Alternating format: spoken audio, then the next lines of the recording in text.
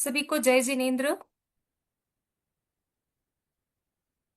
Vipul ji, are you going जय to Shri start now? Ram. जय जिनेन्द्र। जय जिनेन्द्र मैडम। जय जिनेन्द्र, आप सभी को जय जिनेन्द्र। कैन यू जी, ऑल्सो सभी को सादर जय जिनेन्द्र। हाँ, मेरी आवाज आ रही? हाँ जी। जी जी, आ रही है। हाँ, सभी को सादर जय जिनेन्द्र। जैसे कि हमारा जनरल इंडियन फिलोसफी का ये कोर्स चल रहा है, उसके अंतर्गत कल के स्वाध्याय में डॉक्टर माधवी जी द्वारा हमने द्रव्य गुण पर्याय पर विशेष चर्चा की थी। उसी क्रम में आज की श्रृंखला में हम छठ द्रव्य पर चर्चा करने वाले हैं। तो मैं आदरणीय डॉक्टर माधवी जी से निवेदन करूंगा कि वे आज की कक्षा प्रारंभ करें, और कुछ प्रश्न जो रह गए थे उनको भी आज आप ले लेंगे। जी जी, Vipul ji, thank you so much. And first of all, I will request you to please allow me sharing so that I can share my screen. Okay okay ma'am, post बना दिया। Yes, thank you so much. And आप सभी को once again जय Jinendra. I hope कि everyone is doing very fine. Okay, जय Jinendra ma'am. जय Jinendra. I like this energy. Okay, सो अभी हम लास्ट क्लास में द्रव्य गुण पर्याय इसके बारे में पढ़े थे, और आज का टॉपिक उससे थोड़ा सा एडवांस है। अगर कल की क्लास में आपने सारे कंसेप्ट्स अच्छे से समझ लिए हैं तो आज आपको और मजा आएगा, क्योंकि आज जो टॉपिक है वो है षड द्रव्य। षड द्रव्य। और मैं हूं डॉक्टर माधवी, जैसे कि विपुल जी ने इंट्रोड्यूस करवाया। तो आज इसके बारे में हम चर्चा करेंगे, छह द्रव्य के बारे में चर्चा करेंगे जो कि हम जैन दर्शन में सीखते हैं। तो अब इसमें हमने रेफरेंस लिया है पंचास्तिकाय संग्रह। तो पंचास्तिकाय संग्रह जो है, टेक्स्ट जो है, उस लिटरेचर के अनुसार हमारा जो संपूर्ण ब्रह्मांड है, यानी कि हमारा जो यूनिवर्स है, वो कुछ द्रव्यों से बना है, और वो टोटल 6 इन नंबर है। और ये सारे जो द्रव्य हम जिसके बारे में बात करने वाले हैं, ये अनादि है, अनंत है, और हमेशा नित्य है, यानी कि वो परमानेंट है। तो यहाँ पे वो 6 द्रव्य कौन से हैं उसके बारे में आज हम चर्चा करेंगे। तो one by one let us see. सबसे पहला है जीव द्रव्य। अब जीव द्रव्य वो हो गया जिसमें कि चेतना है। अब चेतना क्या होता है? चेतना जो कि ज्ञान और दर्शन, ज्ञान और दर्शन जहां पे आता है वहां पे चेतना का, चेतना के बारे में हम चर्चा करते हैं। तो चेतना से युक्त जो द्रव्य है, अर्थात जो आत्मा है, उसको हम जीव द्रव्य कहते हैं। अब जो दूसरा द्रव्य लिया गया है जैन दर्शन के पंचास्तिकाय संग्रह में, वो है पुद्गल द्रव्य। पुद्गल क्या होता है? ये होता है भौतिक पदार्थ जिसे हम पांच इंद्रियों हमारी जो रूप, रस, गंध, स्पर्श, शब्द, इसके माध्यम से हम इस जो भौतिक पदार्थ है उनको जान सकते हैं, और उसको ही हम पुद्गल द्रव्य कहते हैं। अब वेरी इंटरेस्टिंग, तीसरा है धर्म द्रव्य। अब धर्म द्रव्य के बारे में भी आप सीखेंगे कि ये कोई नैतिकता से जुड़ा हुआ द्रव्य नहीं है, इसका मतलब ही कुछ और है, ये एक माध्यम है, इट्स लाइक अ मीडियम। तो इसके बारे में हम पढ़ेंगे, और साथ ही साथ अधर्म द्रव्य, फिर आकाश द्रव्य और काल द्रव्य। ये 6 द्रव्यों के बारे में हम विस्तार से आज चर्चा करेंगे। तो जैसे कि आप इस पिक्चर के थ्रू समझ सकते हैं, हमारे पास टोटल है 6 द्रव्य। पहला जीव द्रव्य जो कि हमारा चेतन आत्मा, जो कि ज्ञान और दर्शन से संपूर्ण है, युक्त है। इसमें चेतना है, ज्ञान है, ये अनादि अनंत है, ये कर्म से बंधा हुआ होता है, और ये मोक्ष का अधिकारी होता है। ये है चेतना, जीव द्रव्य। दूसरा, जैसे कि मैंने बताया पुद्गल द्रव्य के बारे में, इसमें हमारा रूप जिससे हम देखते हैं, रस जो हम स्वाद लेते हैं, गंध, स्पर्श, छूना, और शब्द, ध्वनि, ये सब पुद्गल द्रव्य में आता है। अब जैसे आप यहाँ पे देख रहे हैं कि एक पर्सन मूव कर रहा है, तो धर्म द्रव्य अब बताता है कि कोई भी व्यक्ति या कोई भी वस्तु जो चलता है, वो चलने का जो माध्यम प्रोवाइड करता है, वो माध्यम धर्म द्रव्य करता है। मतलब अगर धर्म द्रव्य नहीं होता तो शायद हमारा मूवमेंट पॉसिबल नहीं हो पाता। तो हम चल पा रहे हैं, वो किस लिए चल पा रहे हैं? वो धर्म द्रव्य की वजह से चल पा रहे हैं। उसी के अपोजिट आप यहाँ पे देख सकते हैं, फोर्थ पिक्चर में एक व्यक्ति यहाँ पे रेस्ट कर रहे हैं। तो यहाँ पे जो विश्राम का माध्यम जो बनता है, जो अधर्म द्रव्य है, ये स्वयं किसी व्यक्ति को, वस्तु को रोकता नहीं है। ये एक माध्यम बनता है ताकि कोई व्यक्ति, कोई वस्तु स्थिर रह सके, स्थिर रह सके और अपना कार्य कर सके। होपफुली आपको समझ आ रहा है, राइट? कोई प्रॉब्लम हो तो आप पूछ सकते हैं। अधर्म द्रव्य क्या है? ठीक है। अब आकाश द्रव्य क्या होता है? ये हमें स्पेस प्रोवाइड करता है जिसमें कि सारे द्रव्य रह सकते हैं। इस पिक्चर में देख सकते हैं कि एक आकाश है, समाये हुए हैं, तो ये होता है आकाश द्रव्य। तो यहाँ पे लोक आकाश और आलोक आकाश होता है। अब लोक आकाश जहां पे सारे द्रव्य स्थित होते हैं, और आलोक आकाश में भले ही सारे द्रव्य नहीं होंगे, पर वहां पे ये आकाश द्रव्य जो है वही सिर्फ यहाँ पे माना जाएगा। इसके बारे में और चर्चा करेंगे, बट थोड़ा सा बेसिक आपको समझ आना चाहिए, इसलिए यहाँ पे मैं बता रही हूं। और वैसे ही हमारा लास्ट है काल द्रव्य, जो कि समय, तो जो भी परिवर्तन होता है, क्रम होता है और साथ ही साथ निरंतरता होती है, वो किसकी वजह से होता है? वो होता है काल द्रव्यों की वजह से। तो आपसे अगर मैं पूछूं 6 द्रव्य कौन कौन से हैं, तो कोई क्विकली बताएगा? व्हाट आर द 6 द्रव्यस और सब्सटेंस अकॉर्डिंग टू जैन दर्शन? धर्म अधर्म, वेरी धर्म पुद्गल, जीव, धर्म अधर्म, आकाश और काल। धर्मास्तिकाय, पुद्गलास्तिकाय, धर्मास्तिकाय, अधर्मास्तिकाय, आकाशास्तिकाय, यस, वेरी नाइस, उद्गल, वेरी नाइस। काल, तो आइए अब उद्गल। सबसे पहले हम जीव द्रव्य की लेकिन वो टिफिन बॉक्स है, वो सारे, 4 खाने हैं, राइट, आपने तो सारे 4 खाने में जो द्रव्य है उसके साथ आस्तिकाय जोड़ा, बट काल के साथ आस्तिकाय नहीं जोड़ा। ये भी एक बहुत नहीं इंपॉर्टेंट जोड़। सवाल उठता है कि ऐसा क्यों है। तो इस सवाल का भी जवाब ढूंढने के लिए हम ये पूरे जो द्रव्य है उसको और विस्तार से समझते हैं, ताकि हमें समझ आए कि ये सारे द्रव्यों को अस्तिकाय क्यों बोला है और काल को अस्तिकाय क्यों नहीं बोला है। तो इसका आंसर आपको लास्ट में मिल जाएगा। तो अभी देखिए जीव द्रव्य के बारे में। ये हो गया हमारा चेतन द्रव्य। अब चेतन द्रव्य है तो इसलिए इसका एक लक्ष्य है, इसका एक लक्षण है। लक्षण क्या है इसका? एप्लीकेशन क्या है? एप्लीकेशन है इसका ज्ञान और दर्शन, ये इसका एप्लीकेशन है। और ये जो जीव है वो खुद यानी स्वयं अनुभव करता है, स्वयं जानता है और स्वयं देखने वाला तत्व है। कर्मों के कारण जीव ये जो संसार है और ये जो जन्म मरण का चक्र है, इसमें ये फंसा हुआ होता है। पर जीव के पास एक सॉल्यूशन है, वो है मुक्ति, और मुक्ति के मार्ग से वो मोक्ष की प्राप्ति कर सकता है। तो जीव में अगर पूछा जाए तो इसमें कौन कौन से पर्याय मिलती है, तो इसमें हमें सुख दुख, राग द्वेष, संवर, निर्जरा, ज्ञान, दर्शन, ये सब हमें पर्याय यहाँ पे मिलती है। यानी कि जीव में जो अवस्थाएं है उसकी वो बदलती रहती है, पर उसका जो मूल रूप है, जैसे कि हमने बात किया कि ये द्रव्य है, मतलब यहाँ पे कुछ तो ऐसा होगा जो कि नहीं बदलता। तो क्या है जो नहीं बदलता? वो है चेतना। वो क्या है? कॉन्शियसनेस। चेतना है जो कि हमेशा शाश्वत रहता है।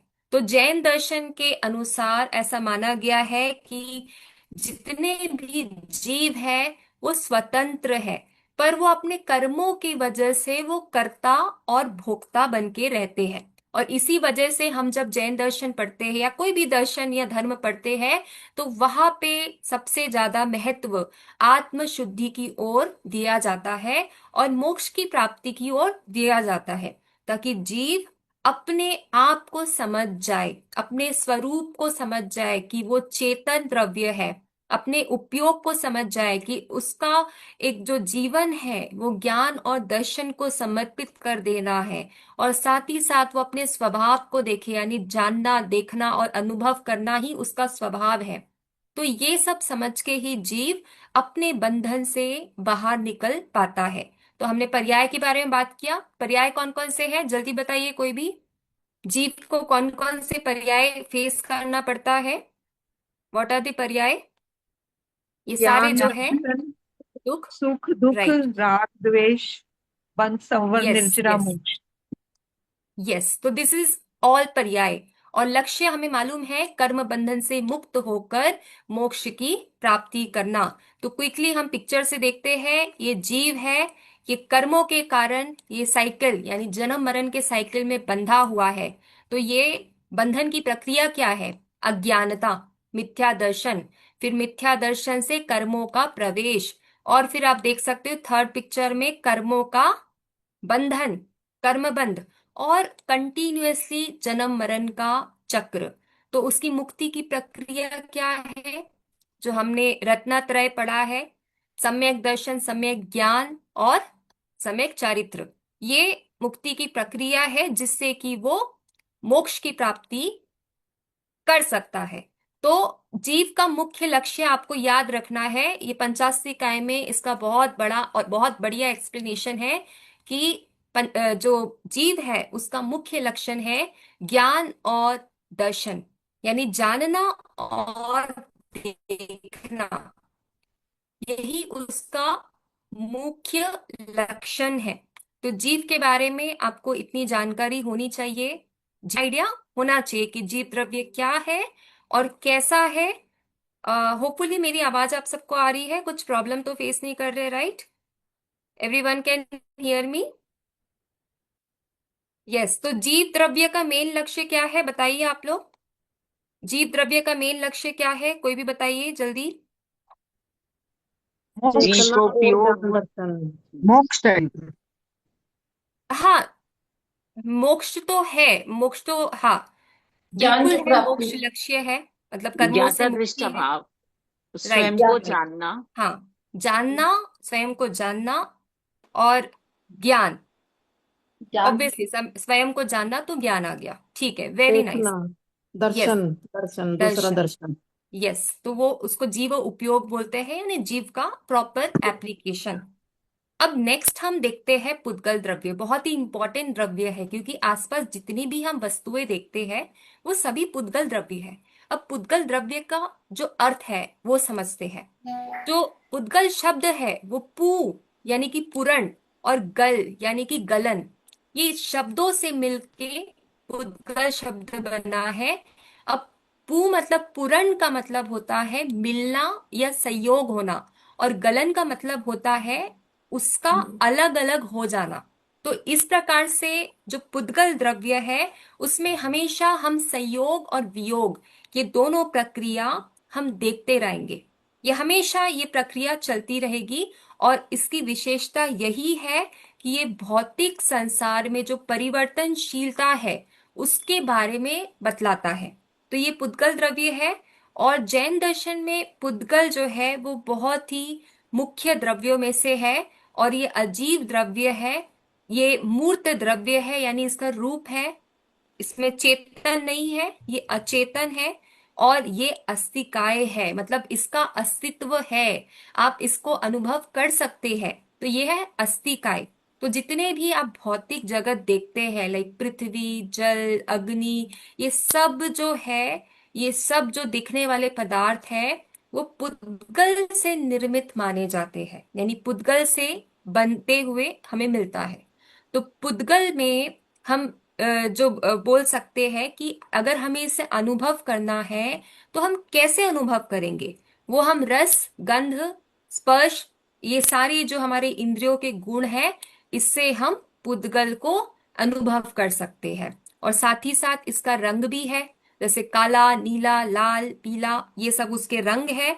साथ ही साथ उस पुद्गल में हमको रस भी मिलते हैं, यानी मधुर, कटु, अम्ल, कषाय, ये सारे रंग भी है। और उसमें गंध भी दो प्रकार के हैं, सुगंध और दुर्गंध। और उसमें स्पर्श भी है। तो आप पिक्चर की मदद से समझ सकते हैं कि पुद्गल जो है, पुरन और गलन, यहाँ पे आप पिक्चर देख सकते हैं एक पजल का, मिलना यानी कि पुरन, और टूट जाना, बिखर जाना यानी कि गलन। तो ये है पुद्गल। और यहाँ पे आप देख सकते हो ये अजीव है, इसमें जीव नहीं है, ये रूप दिखता है, ये इसमें चेतना नहीं है, अचेतन है, ये अस्थिकाय है। इंद्रियों से आप देख सकते हैं। और इसमें आप रंग देख सकते हैं, रस आप इसमें देख सकते, रस है, इसके स्पर्श करके इसको, ये कौन सा, मतलब किस धातु का है, शीत है और हल्का है, भारी है, कोमल है, कठोर है, इस प्रकार से आप पुद्गल को स्पर्श कर सकते हो। तो पुद्गल जो है, इसकी विशेषता यही है कि ये संयोग वियोग यानी मिलना और बिछड़ना, ये दोनों से पुद्गल का जो रूप है वो बना है। और आधुनिक भाषा में अगर हम बात करें तो इसको मैटर कहा जाता है। क्या कहा जाता है? मैटर, जो कि भौतिक पदार्थ है। तो पुद्गल जो है उसमें दृश्य और अदृश्य दोनों ही आता है। और जैन दर्शन और बहुत अन्य दर्शनों में इसको ऊर्जा भी कहा जाता है, यानी जो एनर्जी है, ऊर्जा है, उसको भी एक प्रकार से पुद्गल का ही रूप माना गया है। तो इतना आपको आइडिया होना चाहिए पुद्गल के बारे में। सबसे इंपॉर्टेंट कि जो पुद्गल की पर्याय जो है, पुद्गल की जो पर्याय है वो निरंतर बदलती रहती है। बट स्टिल ये हमारे द्रव्यों में आता है, क्योंकि भले इसकी पर्याय बदलती रहती है, पर इसका जो शेष द्रव्य यानी इसका जो शेष गुण है वो हमेशा एज इट इज रहता है। तो ये हम जान सकते हैं अबाउट दी पुद्गल द्रव्य। तो बहुत सिंपल है समझना। पुद्गल के बारे में और भी कुछ बातें हैं। पुद्गल जो है वो सबसे सूक्ष्म होते हैं और अविभाज्य होते हैं। और इसका जो सबसे सूक्ष्म और अविभाज्य भाग की अगर हम बात करें तो उसको हम बोलते हैं परमाणु। अब परमाणु इतने सूक्ष्म होते हैं कि हम इसको अपनी इंद्रियों से नहीं देख सकते। और जिसको हम अपनी इंद्रियों से नहीं देख सकते उसको हम एक प्रदेश वाला बोलते हैं। अब जब परमाणु एक साथ मिलते हैं तो उसको स्कंद बोलते हैं। और जो स्कंद है उसके बहुत सारे प्रदेश होते हैं। तो इतना ही हमें समझना है कि पुद्गल जब मिलते हैं तो पहले तो परमाणु बहुत सारा एक साथ मिलते हैं, तो उसको स्कंद कहा जाता है। अब जैन दर्शन में पुद्गल को दो प्रकार से बताया गया है, एक स्वाभाविक और एक प्रायोगिक। स्वाभाविक मतलब स्वभाव में स्वयं परिवर्तन करता है और जीव से प्रत्यक्ष रूप से संबंधित नहीं होता। प्रायोगिक मतलब जीव के साथ वो जुड़ जाता है, या तो उसके शरीर के साथ जुड़ जाएगा, उसके कर्म के साथ जुड़ जाएगा, और उसमें कुछ नया नया प्रक्रिया करते रहेगा। जैसे कि हम कर्म पुद्गल बोलते हैं, कर्म परमाणु बोलते हैं, तो वो हमारा एक प्रकार से प्रायोगिक पुद्गल कहलाएगा। स्वाभाविक पुद्गल जो कि स्वयं में परिवर्तन करता है। तो स्वाभाविक जो संयोग होता है वो प्रकृति के नियमों से अपने आप होते रहता है। जैसे उदाहरण के लिए बादलों का बनना, बिजली का चमकना, ये सारा जो एग्जाम्पल है ये हो गया स्वाभाविक।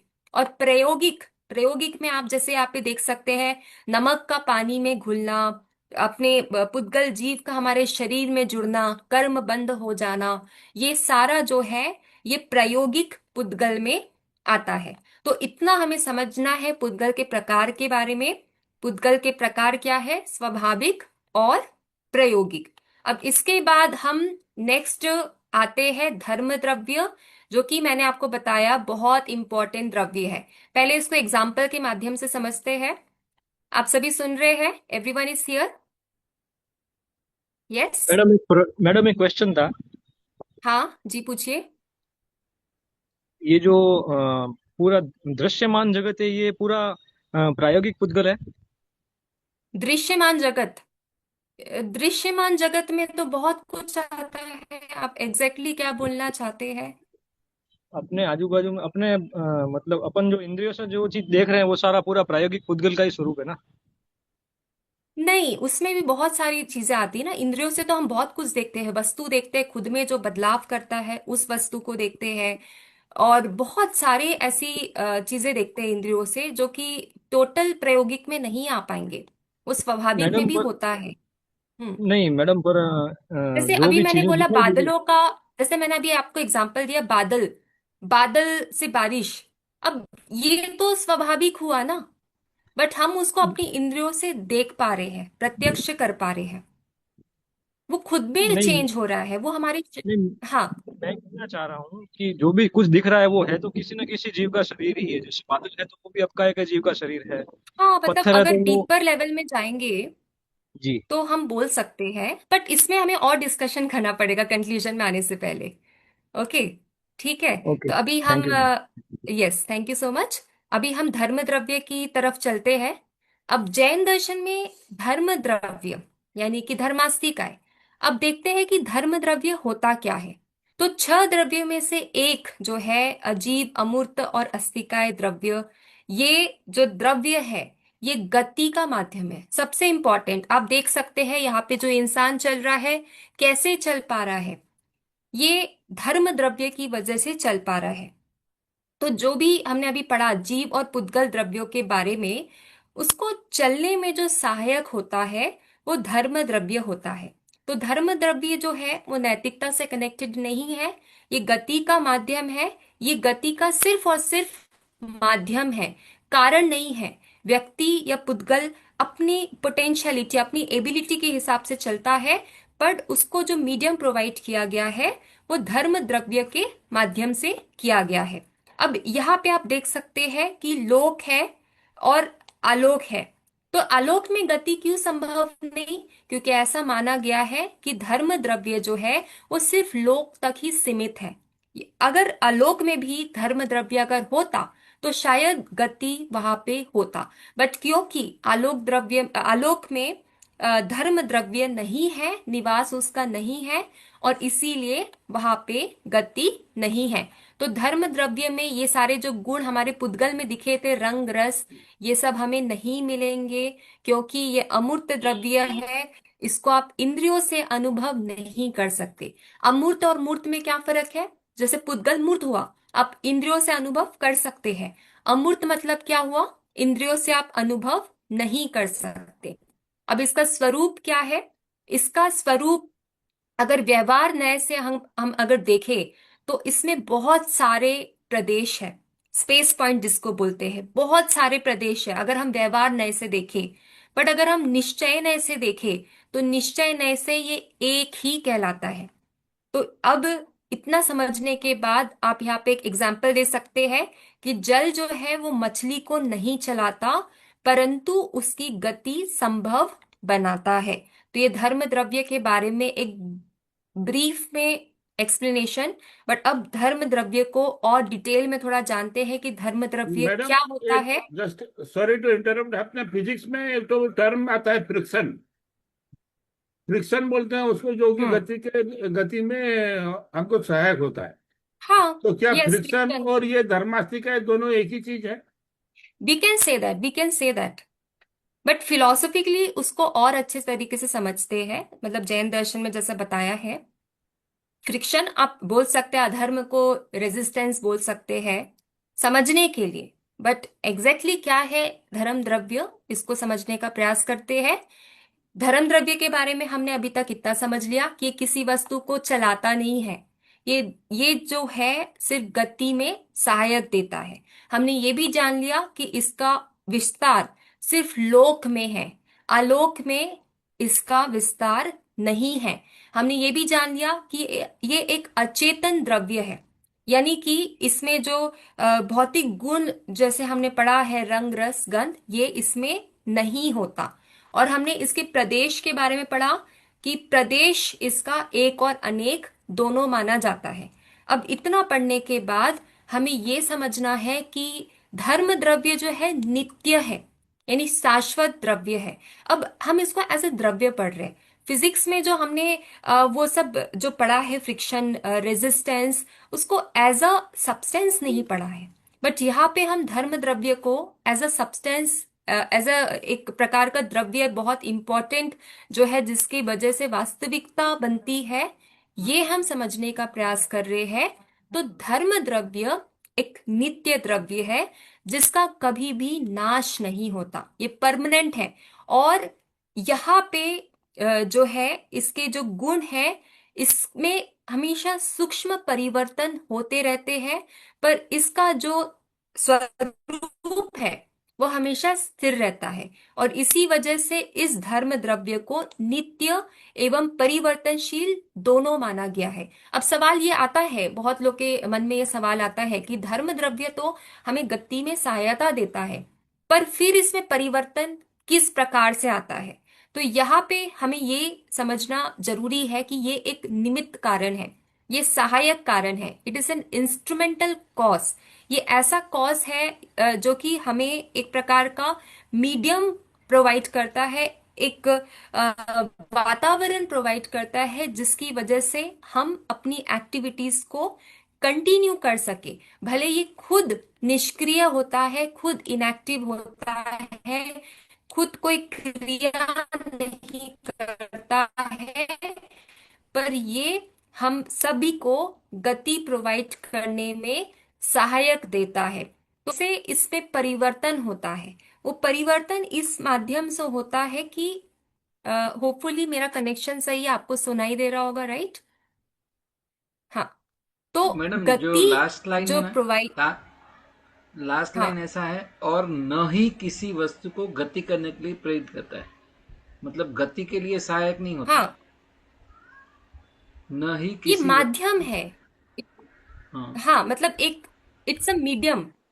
मतलब ये गति को एक प्रकार से हेल्प नहीं कर रहा है कि जैसे मुझे अगर चलना है तो धर्म द्रव्य मुझे नहीं बोलेगा कि मुझे चलना चाहिए, बट ये एक मीडियम प्रोवाइड करता है जिससे कि मैं अपनी गति को कंटिन्यू कर सकती हूँ, राइट?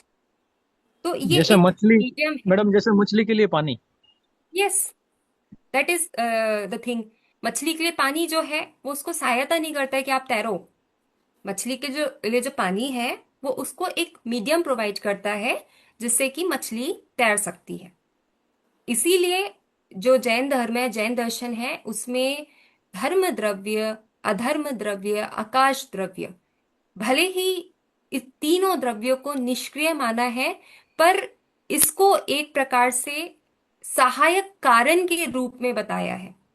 ये इसका एक नेचर है, ये हेल्पिंग नेचर है। भले helping nature in the way कि वो हमें ऐसा पुश नहीं करेगा कि हमको चलना है, बट एक मीडियम प्रोवाइड करेगा जिससे कि हम आसानी से चल सकते हैं। ओके, अब इसी का जस्ट अपोजिट जो कहलाता है वो है अधर्म द्रव्य। अधर्म द्रव्य का अब यहाँ पे हमारा कनेक्शन, मैम, हम्म, वो परिवर्तनशील पॉइंट रह गया है। हाँ, धर्म द्रव्य परिवर्तनशील है, वो समझ में भी नहीं आया है। यस,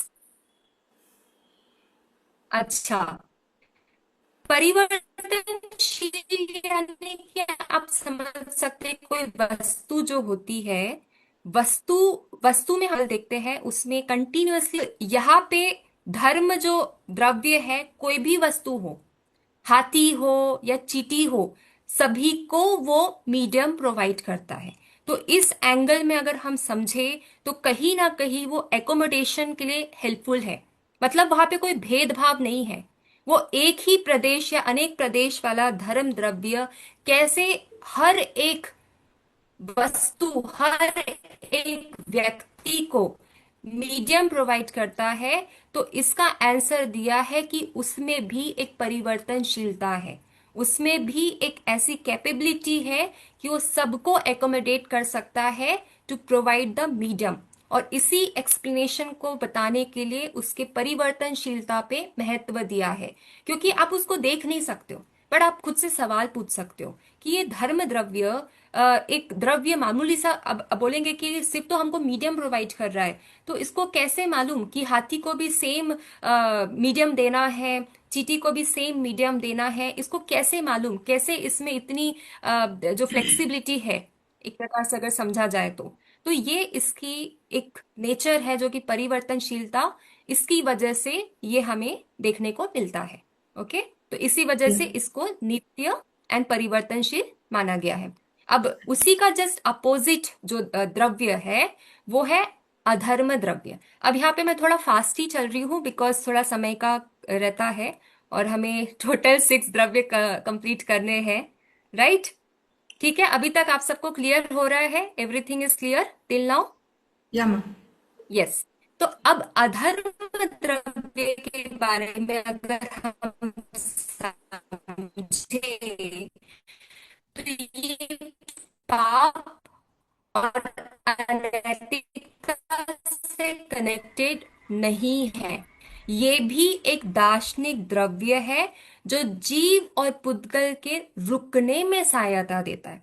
अभी तक हम देख रहे थे कि एक द्रव्य ऐसा है जो कि हमें चलने में सहायता दे रहा है। अब ये द्रव्य हमको तो धर्म द्रव्य क्या बना? गति का माध्यम।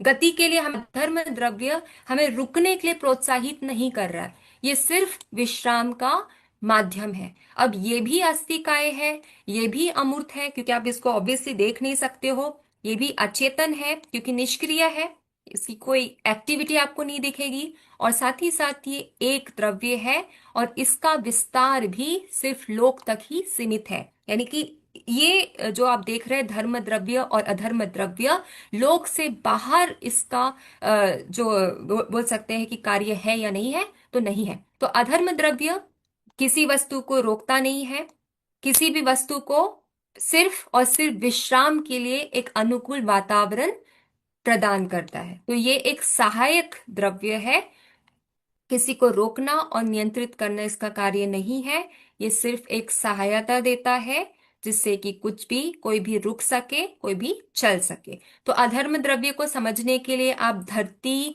या वृक्ष की छाया का उदाहरण देख सकते हैं। जैसे कि आपको मालूम है कि छाया हमको दिखता है पेड़ का, तो स्वयं व्यक्ति रुक जाता है, स्वयं व्यक्ति वहां पे खड़ा हो जाता है ताकि वो धूप से खुद को छाया नहीं बोलती कि आप इधर आके रुक जाओ, व्यक्ति वहां पे खुद विश्राम करने के लिए रुकता है।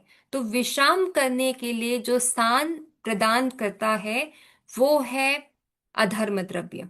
तो अधर्म द्रव्य अगेन यहाँ पे कोई भेदभाव नहीं है, ऐसा नहीं है कि ये व्यक्ति को मैं नहीं रुकने की सहायता दूंगा, ऐसा कुछ नहीं है।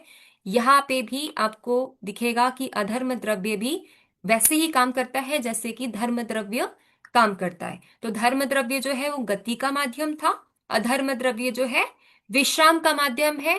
दोनों स्वयं निष्क्रिय है, यानी कि धर्म द्रव्य किसी को नहीं चलाता, अधर्म द्रव्य किसी को नहीं रोकता, दोनों सिर्फ एक अनुकूल परिस्थितियों को उपलब्ध कराते हैं। तो अभी हमने देखा अधर्म द्रव्य अमूर्त है, इसलिए इसमें कोई भी रंग, रस, गंध, स्पर्श, शब्द, ये सब गुण हमको नहीं दिखेंगे, और ये एक है, अखंड है और असंख्य प्रदेशों वाला अस्थिकाय द्रव्य कहलाता है।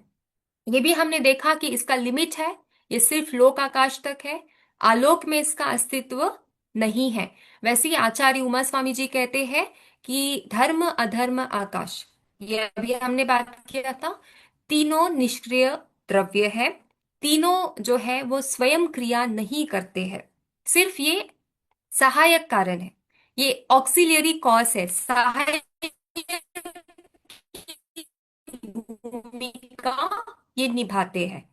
तो इसके बारे में हमने ऑलमोस्ट समझा कि जो हमारा जीवन है इतना अपनी मर्जी से रुक पाते हैं। ओके, ये किस वजह से होता है? ये इसलिए होता है क्योंकि धर्म द्रव्य और अधर्म द्रव्य हमेशा एक्टिव रहते हैं, हमेशा ये एक्टिवली काम करते हैं। तो आप पिक्चर की मदद से यहाँ पे वंस अगेन आप समझ सकते हैं धर्म द्रव्य को और अधर्म द्रव्य को। जैसे कि आप देख सकते हैं विश्राम के माध्यम है ये। उदाहरण के लिए छाया स्वयं नहीं रोकती, पर विश्राम के लिए जैसा आप एक व्यक्ति को देख सकते हैं कि ये स्थान प्रोवाइड करती है। धर्म और अधर्म द्रव्य में एक डिफरेंस, धर्म जो है गति का माध्यम है, अधर्म जो है विश्राम का माध्यम है। इसके स्वरूप नहीं है, यानी कि इसमें रंग नहीं, रस नहीं, गंध नहीं, ये सब कुछ भी नहीं है। और हमने पढ़ा कि इसका जो विस्तार है वो सिर्फ लोक तक है। ये निष्क्रिय धर्म है, निष्क्रिय द्रव्य है।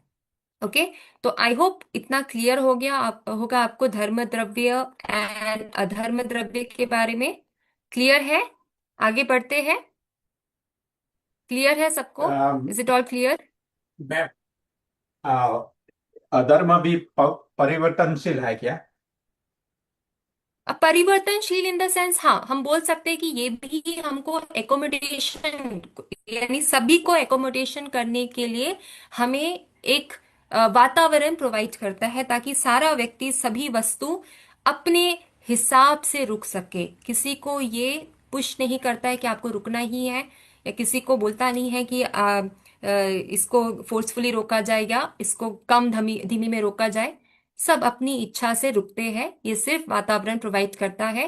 तो एक प्रकार से बोल सकते हैं कि परिवर्तनशील है। जैसे हमने धर्म द्रव्य को बोला था, अधर्म द्रव्य में भी हम सेम व्याख्या कर सकते हैं। तो अब इतना पढ़ने के मैम बाद एक सेकंड मैम, इसका मतलब ये भी समझ सकते हैं हम परिवर्तनशील का भी, धीरे धीरे चल रहे हैं या फिर एकदम स्पीड तेज कर ली? एग्जैक्टली वो हमारी कैपेसिटी होती है। ओके, हाँ हम जी, धीरे हाँ चल जी। रहे, हम तेज चल रहे, हमारी कैपेसिटी हाँ होती है। बट अधर्म द्रव्य हमें वो सारा जो हमारा जो भी कैपेसिटी कैपेबिलिटी जैसा हम करना चाहते हैं उसके लिए माध्यम प्रोवाइड करता है।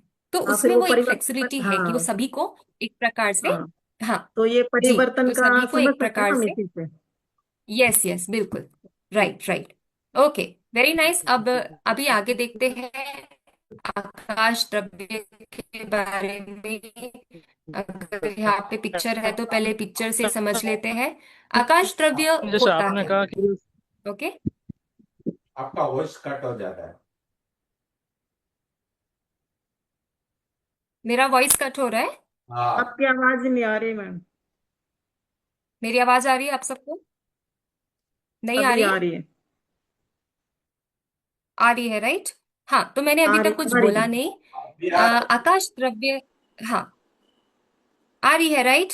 हाँ, तो हाँ, आकाश द्रव्य के बारे में लेट अस रीड अबाउट आकाश द्रव्य, क्योंकि काल द्रव्य भी सीखना है।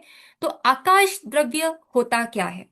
अब ये भी अस्तिकाय है, ये भी अमूर्त है, ये भी अचेतन है, ये भी एक है, और ये भी अखंड द्रव्य है। अब ये आकाश माने सभी द्रव्यों को जो स्थान देवे, यानी अवकाश, उसको हम आकाश बोलते हैं। तो अवगाहन यानी कि हमको आने जाने के लिए, या जो हमको यहाँ पे जो स्पेस प्रोवाइड करते हैं वो है आकाश द्रव्य।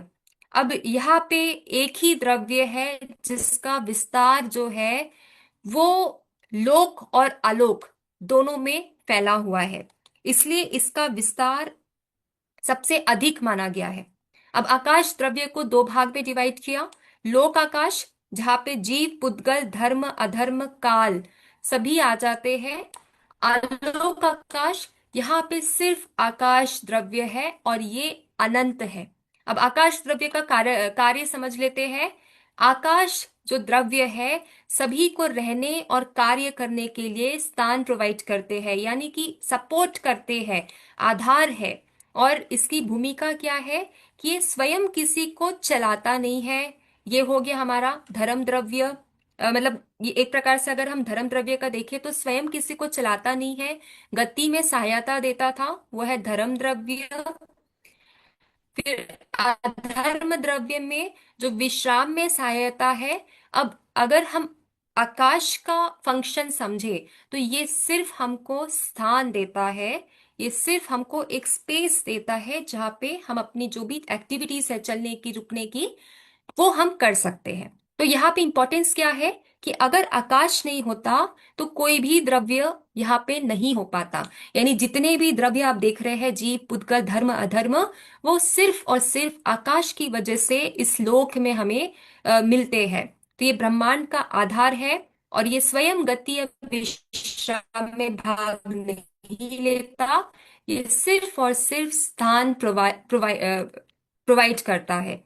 तो आकाश द्रव्य का काम क्या है? स्थान देना, अवकाश देना, ताकि एक प्रकार से हम अपने जो भी कार्य है उसको कर सके। लोक आलोक दोनों में फैला है। आकाश जो है अनंत प्रदेशी द्रव्य है।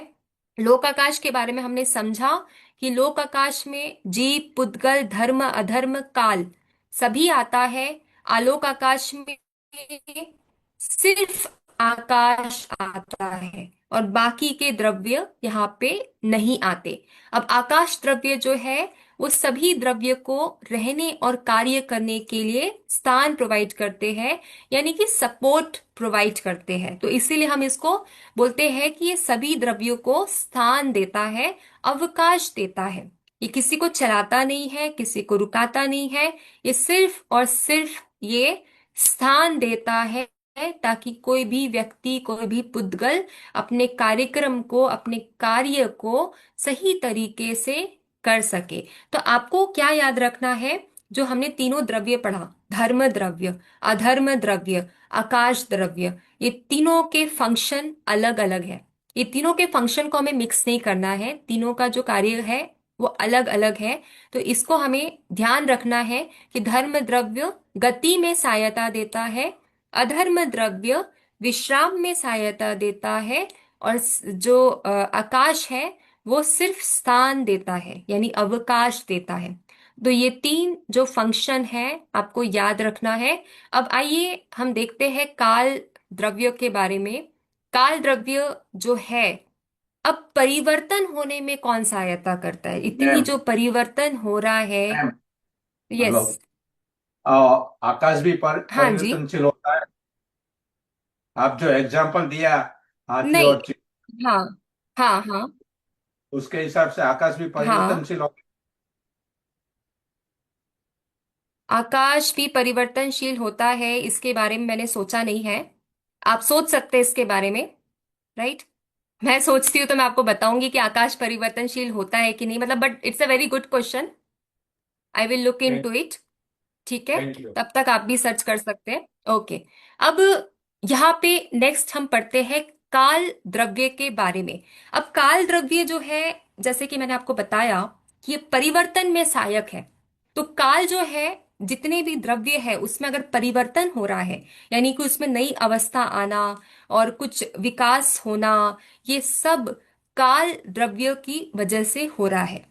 तो काल द्रव्य जो है वो परिवर्तन में सहायक है। अभी हमने सभी द्रव्यों का एक एक फंक्शन देखा है। तो काल द्रव्य का मुख्य फंक्शन क्या है कि ये हमको परिवर्तन में सहायक देता है। तो वर्तना जिसको बोलते हैं, इसका जो मुख्य गुण होता है वो है वर्तना, यानी कि ये परिवर्तन में सहायता देता है। ये स्वयं परिवर्तन नहीं करता, बल्कि अन्य द्रव्यों के परिवर्तन का सहायक कारण है। मतलब दूसरे जो बदलाव हो रहे वस्तुओं में, उसमें बदलाव जो हो रहे हैं, परिवर्तन जो हो रहे हैं, वो परिवर्तन जो है हमें काल द्रव्यों के वजह से देखने को मिलता है।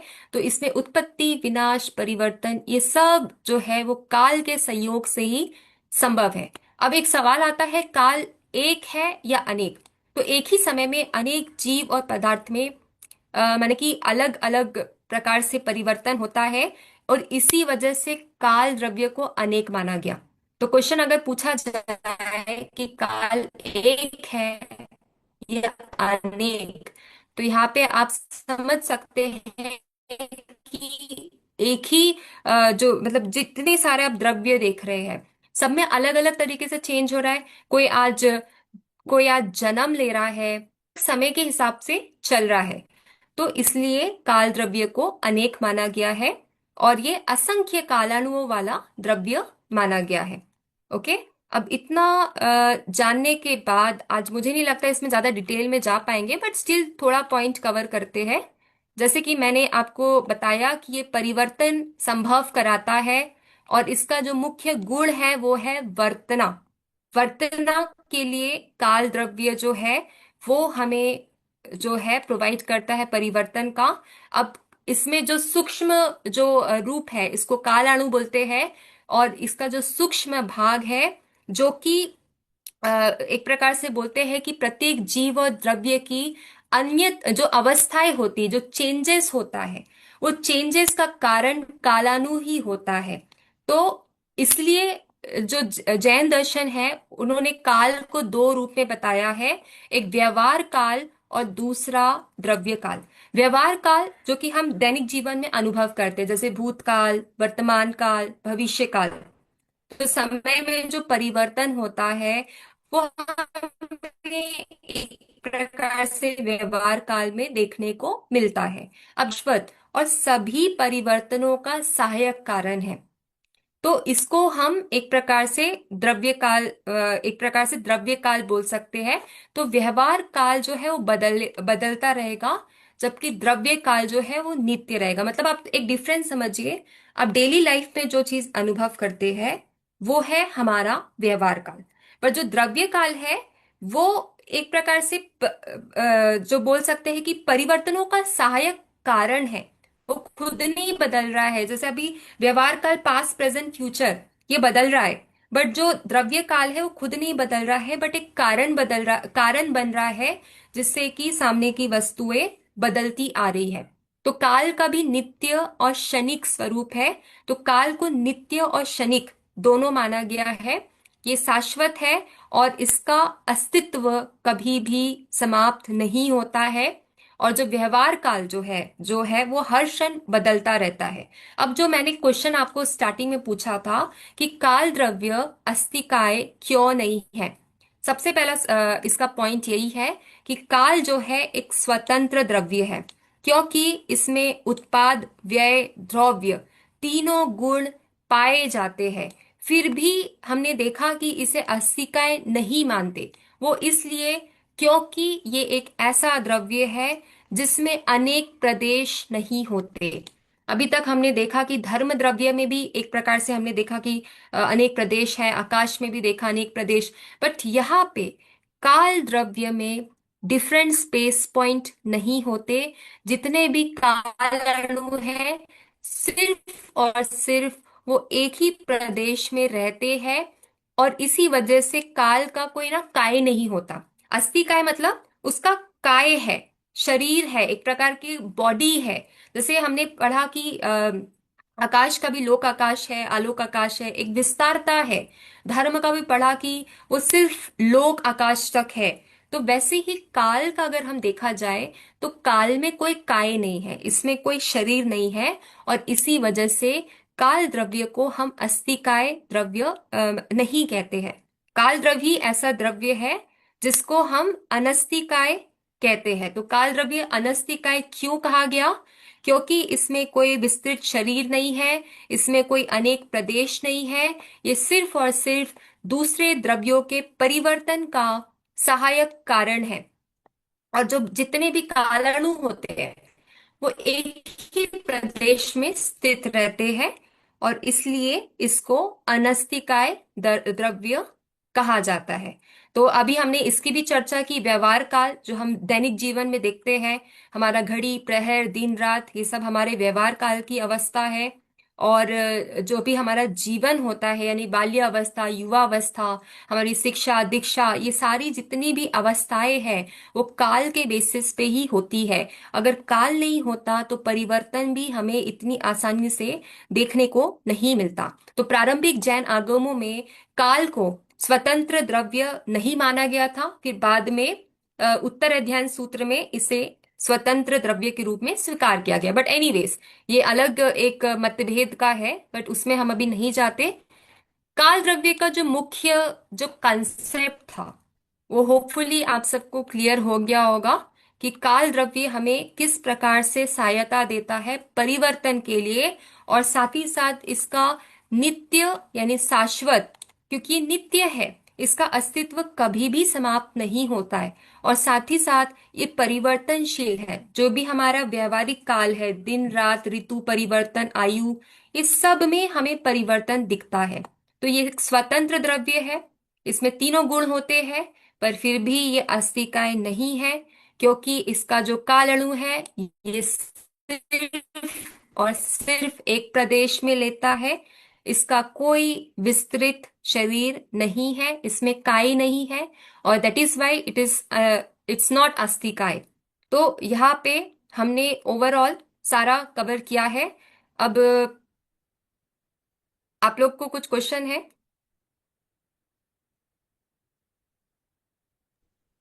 काल ओके, नदी तो क्विक रिवीजन ले लेते हैं।